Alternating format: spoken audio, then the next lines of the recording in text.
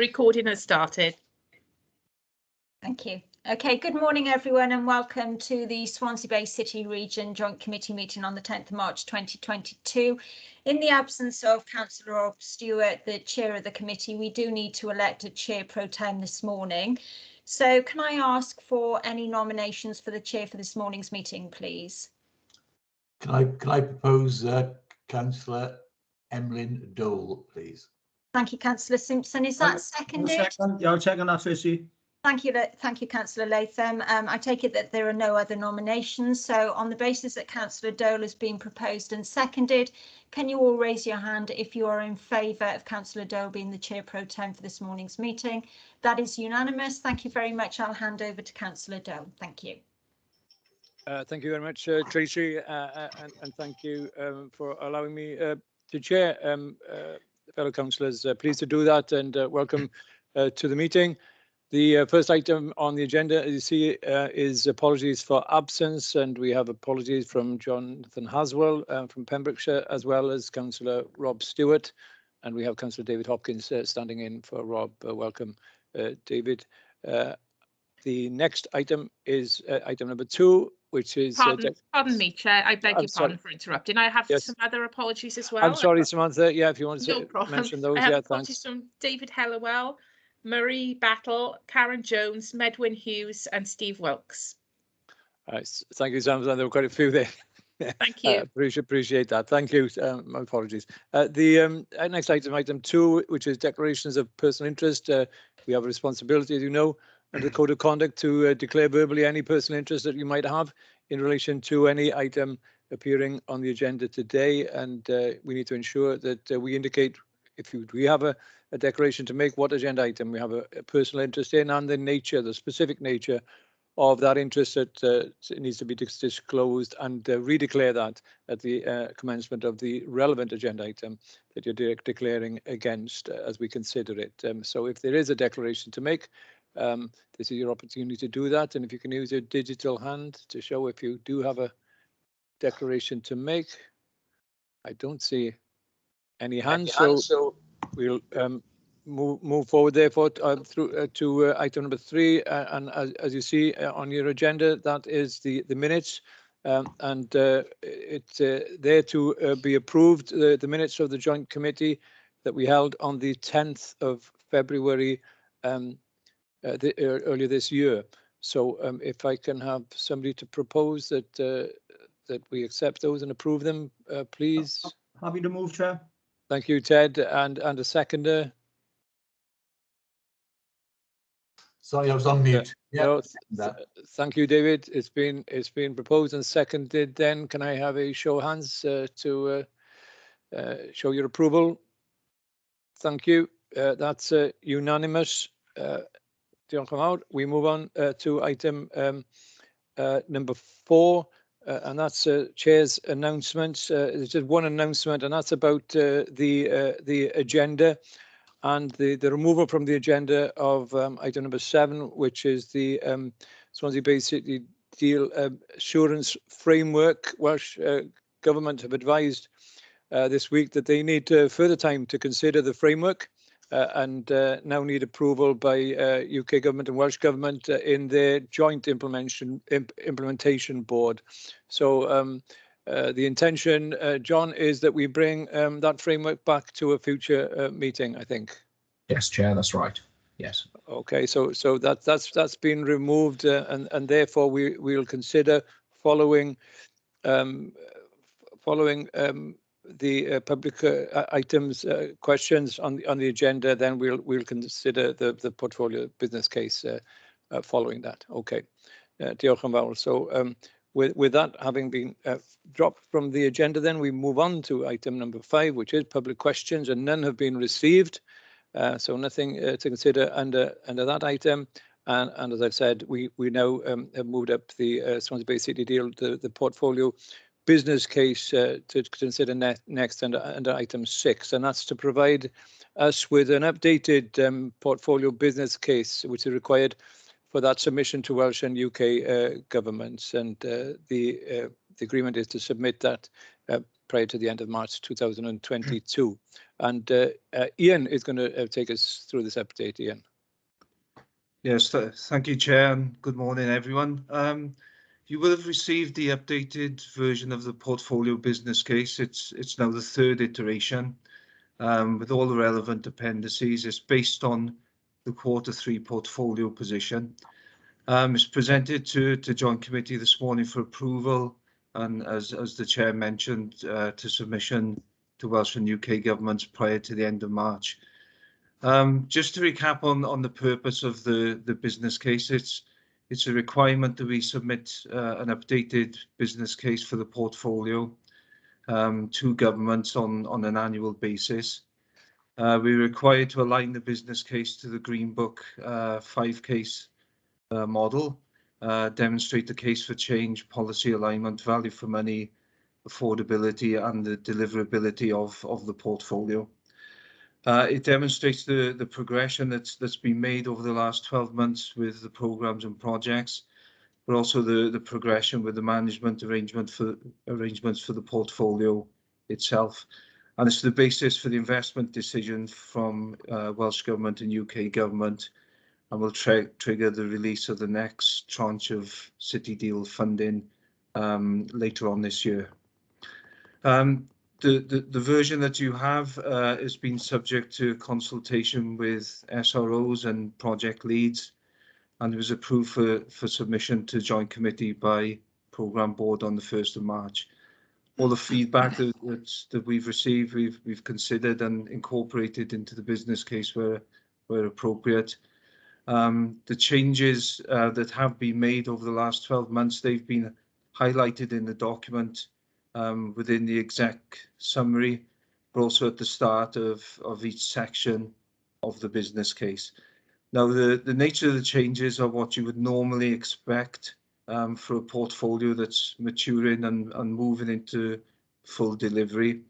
The main change overall is that the programmes and projects have now all received both regional and government approval.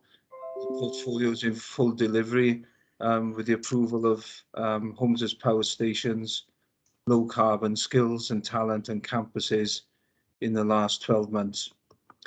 The business case demonstrates that the portfolio remains aligned to policy, is value for money, affordable and deliverable, and is on course to achieve the outcomes set out in the original heads of terms for the City Deal.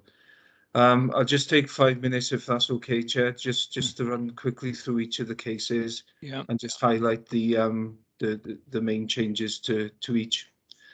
In the strategic case, there's updated information on the strategic alignment of the portfolio to UK, Welsh and regional policy and strategy initiatives.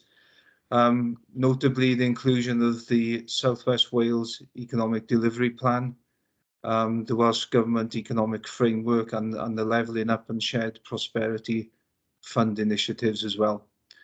There's a recognition in the strategic case of the shift towards green growth, net zero and decarbonisation agenda, and the contribution that the portfolio makes in that respect. It also acknowledges the new risks that have been identified over the last 12 months, including construction cost increases and TAN 15 flood requirements. In the economic case, there's revised economic appraisal information as all the business cases have now been finalised and approved. The portfolio can demonstrate positive return on investment across the whole of the portfolio. So it firmly demonstrates value for money from an investment point of view. The economic impact remains unchanged, with an estimated 2.4 billion contribution to regional GVA and over 9,600 jobs, both of which meet or exceed the original heads of terms figures. In the commercial case, there's updated procurement regulations and requirements and current community benefit register information and the updated procurement pipeline. In the financial case, there's been the normal in-year adjustments to reflect the financial position of the programmes and the projects and the portfolio overall. Updated funding and investment information, and the portfolio forecast investment is now 1.24 billion, which is up from 1.14 billion in the previous iteration. Now, the majority of that increase is due to the increased funding investment from the finalised campuses business case. There's also updated income, expenditure and cash flow forecasts included. There's been considerable maturing of the management arrangements in the management case, with an updated monitoring and evaluation plan and current information for risks, issues, benefits and financial monitoring. Change control processes has now been approved, tested and operational. There's draft independent assurance arrangements included, and also the arrangements for the development and approval of full business cases for all of the programmes and projects going forward. There's an updated communications and marketing schedule, and also an updated delivery roadmap for each of the programmes and projects. That's the essence of it, Chair. Just looking forward to the next steps. It'll be submitted to governments prior to the end of March. It'll then be considered in the Welsh City and Growth Deal Investment Board sometime later this year, which will trigger the release of funds. There's a planned portfolio gateway review for July 2022, and probably the main emphasis of the business case going forward will be to move the constituent business cases to full business case status as procurements are undertaken and delivery progresses. There'll also, of course, be that focus on the engagement with the private sector to secure inward investment targets there. So it's presented this morning to request approval for submission to governments by the end of March. Happy to take any questions. I know there's a lot of information there, so if there's anyone who does require or would like a briefing on it, then I'm more than happy to do that separately as well, Chair. Thank you, Ian. Appreciate that. As we do the update and the latest iteration across those 5 cases. If there are questions or comments to make, I'll take those now, as well as that invitation from Ian. If you do need to get in touch to discuss something further outside of the meeting, to that as well. But if there is a comment or a question, I'll take those. If you have a digital hand to show that, and I don't see a hand at all. So if I can therefore ask somebody to propose, therefore, that we accept. David, I see a hand up. Yeah. Thank you. And a seconder, please, if I can. Thank you, Ted. That's proposed and seconded. Can I then put that to a vote, having been proposed and seconded? Can you please show that you accept? Thank you. And that's accepted unanimously. Once again, Ian, diolch yn fawr iawn. Thank you for that update. Appreciate that. And the invitation, should anybody want to consult further on that, Ian will be available to do that. We appreciate that. We move on, therefore, to the next item, which is the highlight report. That's to inform the committee of the progress that's been made across all the 9 programmes and projects of the City Deal, and it's Philip who's going to share that with us. Philip. Thank you very much, Chair. Good morning, all. So yes, the updates this month are a monthly update. We did a full quarterly update at the last meeting a few weeks back, so it's a little bit shorter of an update today. But there has been some significant progress also in the month to note and to report.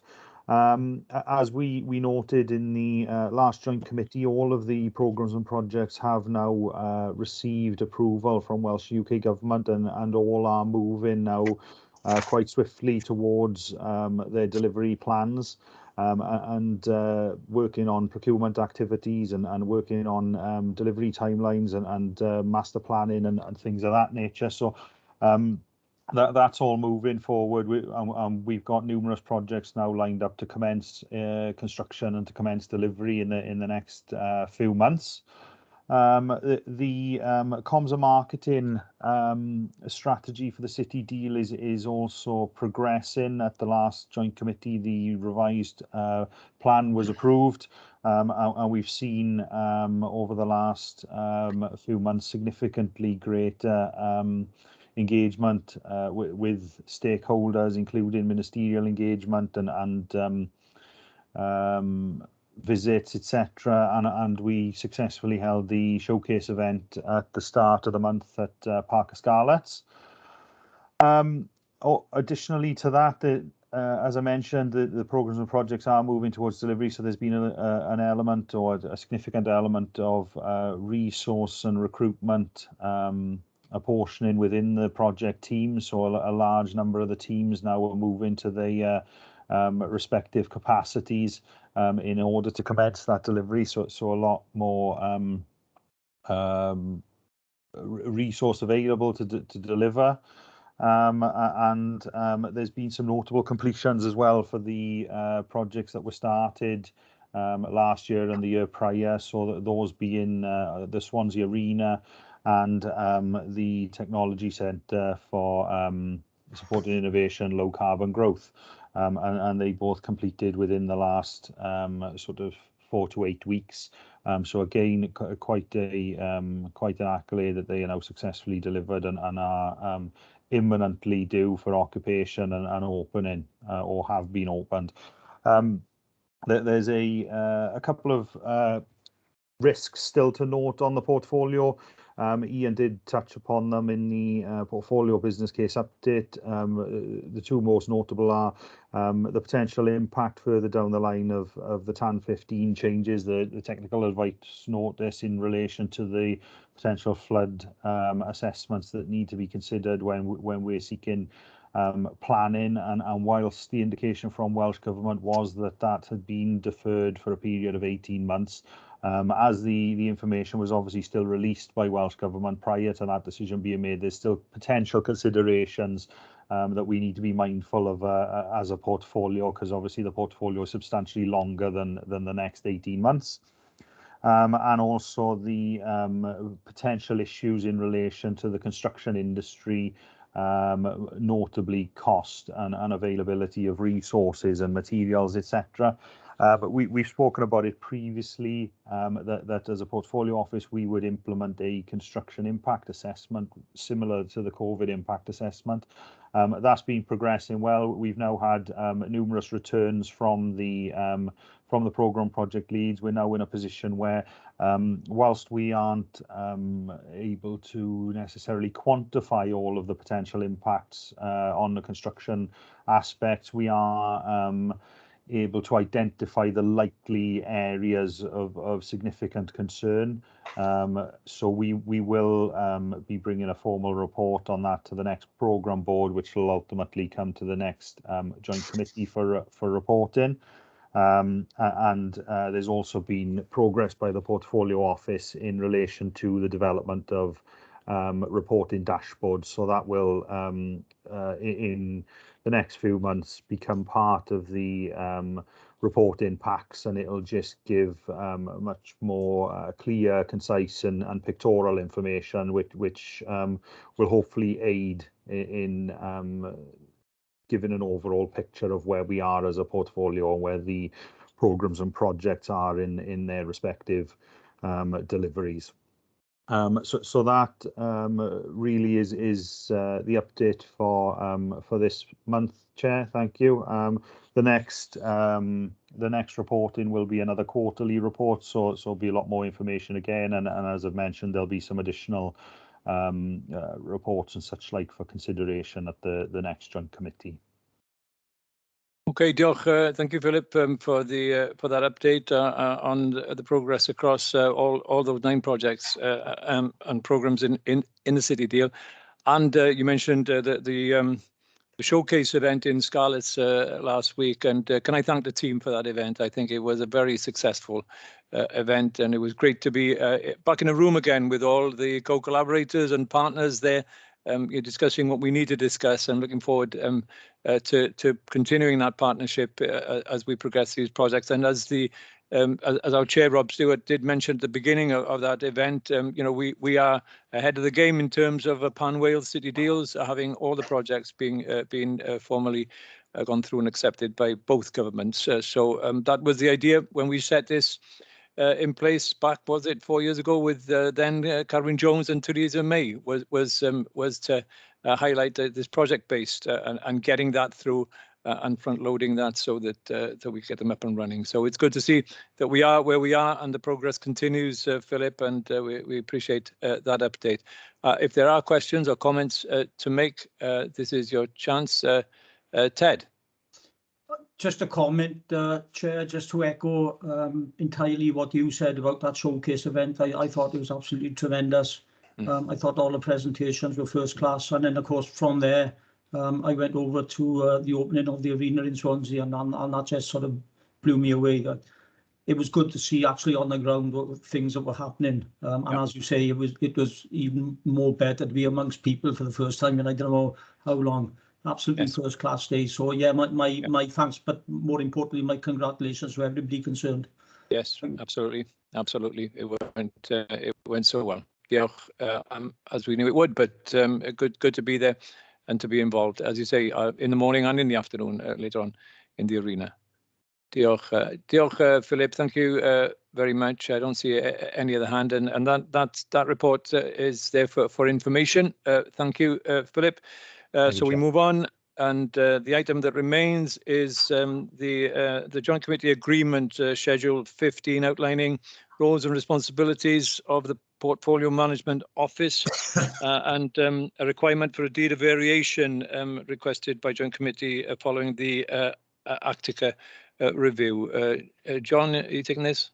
Yes, thanks, Chair. Yeah. Just to thank everybody for their kind comments for the event, and it was everybody involved did an excellent presentation, etc. But there will be a report, a kind of post-event report shared with the committee as well, so you can see who attended, what feedback we had, etc. So that will come to your next meeting. But on the item that I have, so a joint committee agreement, this is Schedule 15. This is for approval, Chair. So as you've indicated, there's a deed of variation requirement requested by Joint Committee some time ago. This was following the Actica review. And what this report simply does is outlines the roles, responsibilities, the structure, and then reporting and governance details of what the Portfolio Office does. So just to run through it very quickly, there's 7 key roles. One is about supporting the delivery of the portfolio and cascading it down to the 9 headline projects and programs, ensuring that the portfolio is balanced in terms of purpose, deliverables, timeframes, etc. We're there to make sure that we track progress, but against performance. So again, Phil's kind of touched on that, and so did Ian through the stuff that we have on the monthly higher reports, quarterly monitoring, and also the portfolio business case. What we're also doing is working closely with all of our partners, all the organisations, businesses, to look at and secure opportunities aligned to our portfolio objectives. Make sure that we hopefully provide you with all the information and recommendations to help with decision-making processes. And then finally, communicate that progress to a broad range of audiences, from government to our sponsors, to our stakeholders and partners, and others as well. There's a structure in there with the Portfolio Office. We have 8 people in that office.